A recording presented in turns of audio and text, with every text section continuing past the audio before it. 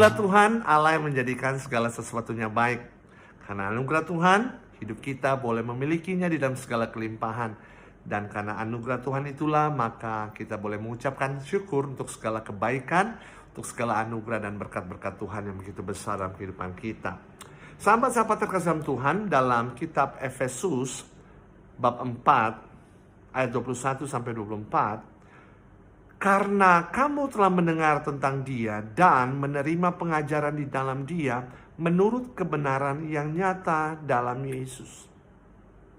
Firman ini mau mengajak kita bahwa kita sungguh-sungguh mengucap syukur lewat kehidupan kita, lewat permenungan-permenungan firman Tuhan, lewat ekaristi suci, lewat persekutuan-persekutuan doa, lewat pujian penyembahan yang kita lakukan. Kita benar-benar bukan hanya telah mendengar tentang Dia, tetapi kita sudah menerima Dia di dalam kehidupan kita. Bagaimana lewat pujian dan penyembahan kita sungguh-sungguh memaknai bahwa Tuhan Yesus sungguh hadir. Dan kita juga tahu kehadiran Tuhan itu mengubahkan. Namun seringkali konsep ini yang seringkali kita maknai bahwa kehadiran Tuhan itu cuma bicara soal mujizat kesembuhan. Saya setuju sekali.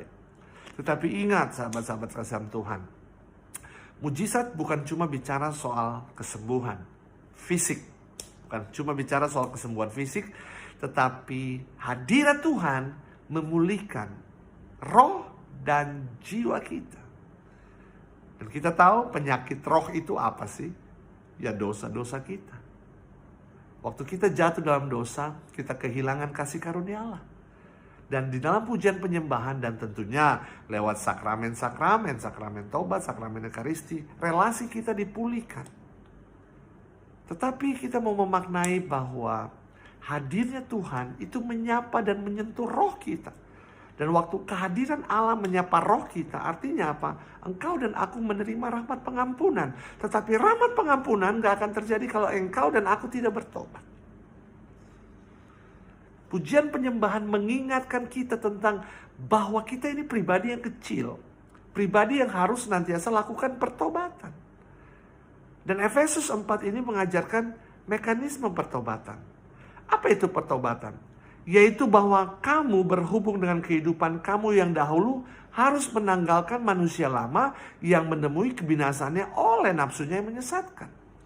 Pertobatan adalah meninggalkan, melepaskan dosa. Dosa-dosa yang lama, kebiasaan-kebiasaan yang lama, karakter-karakter yang lama, sifat-sifat yang lama, luka-luka batin yang lama harus kita singkirkan. Kita harus menanggalkan. Ibaratnya kalau saya pakai jaket ini, taruhlah ini kehidupan saya yang lama. Pujian penyembahan mengingatkan kita tentang kasih karunia Tuhan. Mengingatkan kita tentang pengampunannya. Dan firman Tuhan ajarkan pertobatan yang sejati dimulai dari menanggalkan. Jadi cara hidup yang lama ini harus ditanggalkan. Kita gak bisa hidup baru kalau kita tidak menanggalkan manusia lama ini. Jadi poin pertobatan bicara menanggalkan manusia lama. Supaya dapat, firman Tuhan katakan apa? 23, supaya kamu dibaharui di dalam roh dan pikiranmu, 24, dan mengenakan manusia baru yang telah diciptakan menurut kehendak Allah di dalam kebenaran dan kekudusan yang sesungguhnya. Itu pertobatan. Menanggalkan manusia lama, diperbaharui dalam roh dan pikiran, dan mengenakan manusia baru. Ini harus ditanggalkan sebelum kita mengenakan manusia baru. Tetapi ini yang sering kali kita buat. Kita bilang kita bertobat, kita tidak mau menanggalkan manusia yang lama, tetapi kita mau lahir baru. Kita mau mengenakan manusia yang baru. Bentar. Kita mau mengenakan manusia yang baru. Yang ada kita lakukan ini. Mana ini dia? Oh ini, oke. Manusia lama kita nggak tanggalkan, manusia baru kita pakai. Saudara ini saya makainya aja nggak nyaman loh. Makainya aja susah. Bagaimana saya bisa bergerak? Bagaimana saya bisa dengan kondisi keadaan yang nggak maksimal hidup kita. Jadi manusia yang baru ini bukan dikenakan di atas manusia yang lama. Dalam pujian penyembahan sekali lagi kita diingatkan betapa kita dicintai dan dihargai oleh Tuhan. Lewat hadiratnya. Hadiratnya memulihkan dan menyentuh roh kita, jiwa kita, dan tubuh kita. Kalau tubuh fisik mengalami mujizat kesembuhan, roh kita pun harus disembuhkan oleh hadirat Tuhan. Dan itu bicara pertobatan kita, sahabat-sahabat kasih Tuhan. Dan ini salah besar mengenakan manusia baru di atas manusia yang lama. Nggak bisa. Jadi apa firman Tuhan ajarkan? Manusia yang lama, manusia yang lama, ini harus ditanggalkan. Ku telah mati dan tinggalkan cara hidupku yang lama. Susah banget.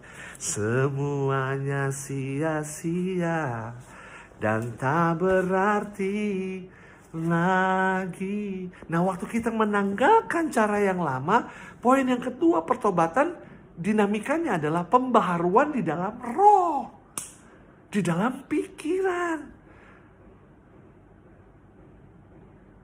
Ini penting untuk kita maknai karena seringkali kita fail. Pikir dengan karunia Roh Kudus kita sudah bertobat. Belum. Dengan karya pelayanan apakah menjadikan kita menjadi manusia yang baru? Enggak. Tetapi pertobatan kita, metanoia yang kita buat, itu menjadikan kita manusia yang baru dengan rahmat Roh Kudusnya tentunya. Jangan salah.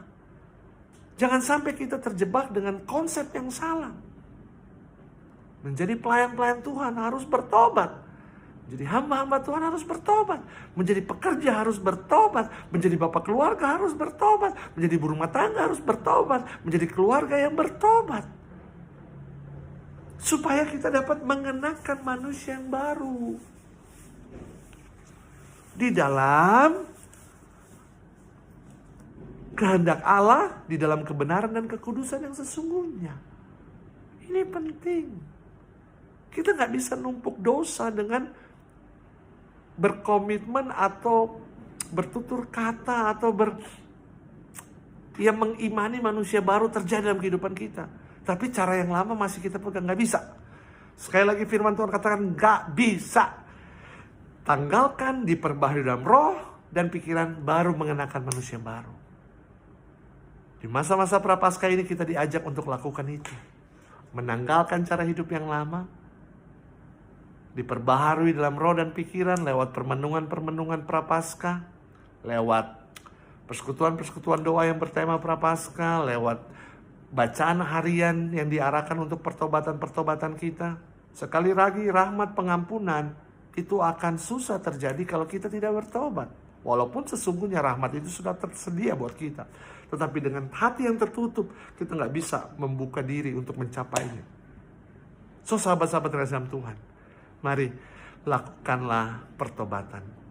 Dengan hadirat Tuhan yang kita alami lewat kuasa doa, pujian, dan penyembahan, kita diminta untuk memaknai dengan kehadiran Tuhan itu, dengan pengenalan dan pengalaman serta pemahaman tentang kebaikan Tuhan. Kita mau sungguh-sungguh menanggalkan cara hidup kita yang lama, diperbaharui dalam roh dan pikiran, dan mengenakan manusia yang baru di dalam kebenaran dan kekudusan yang sesungguhnya. Tetaplah memuji Tuhan, tetaplah menyembah Tuhan, tetaplah tinggikan Dia, sebab Dialah Allah yang layak untuk selalu kita puji dan kita syukuri untuk rahmat dan kebaikannya. Tetap semangat, tetap sehat. Tuhan Yesus memberkati kita semua.